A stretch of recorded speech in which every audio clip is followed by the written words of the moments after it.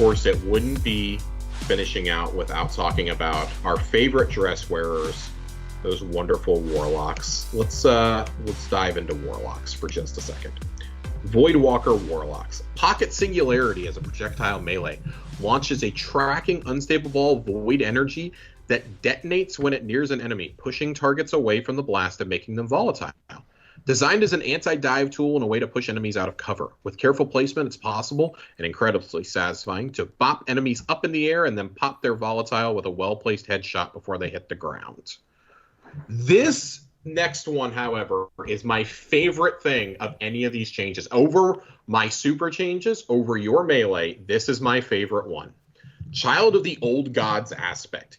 Cast your Rift to summon a sentient black hole which hovers at your side waiting for a target. It will launch itself at enemies, then begin siphoning their energy and weakening them, refunding their life force back to you as either grenade and melee energy if you're using Healing Rift, or health if you are using Empowering Rift. Defeating enemies who are being siphoned by the child will refund Rift energy.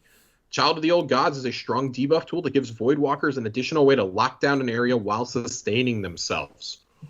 Holy shit. This sounds like the defensive, almost like a defensive version of the stasis one where they could have the little turret, right? Like this sounds like instead of doing... Yeah, this feels very similar both to the turret and to the Arc Soul. Right.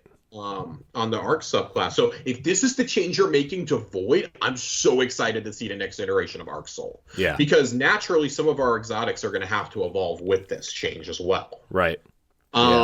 This is just a preview, though. Then they present hypotheticals. Have you ever wanted to run Spectral Blades and Vanishing Step? Ward of Dawn and Controlled Demolition. Handheld Supernova with Devour. There's a lot of new possibilities, and as we get closer to the Witch Queen, we'll be back in future TWABs to talk more about the supers, fragments, and grenades you'll be mixing and matching. This is awesome. Yeah. This is what light subclasses desperately have needed. It may have taken us a bit longer to get there, and I do suspect part of the reason it took so long is because we spent so much time fixing stasis. Mm-hmm.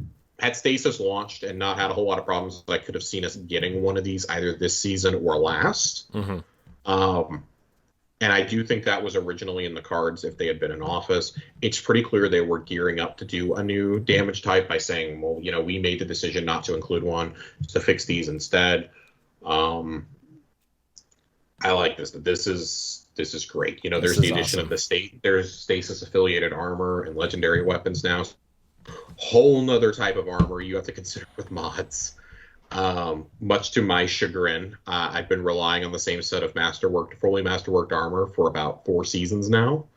I'm not too enthused that I need to masterwork a set of stasis armor just in case.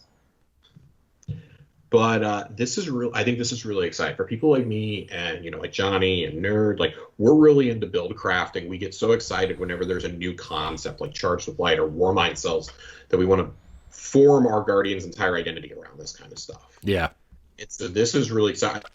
The raid raid armor with the mods. There are mods that are only active in these raids. Like, it encourages me to want to keep a set of raid armor on hand to help kill oracles quicker, or to give me some extra buffs when I'm running suppression or scanner in Deepstone. Like, there's just so many different mixing and matching possibilities beyond how good do you look. And now with transmog, you can look however you want while wearing whatever piece of armor you want. I like it. I like it.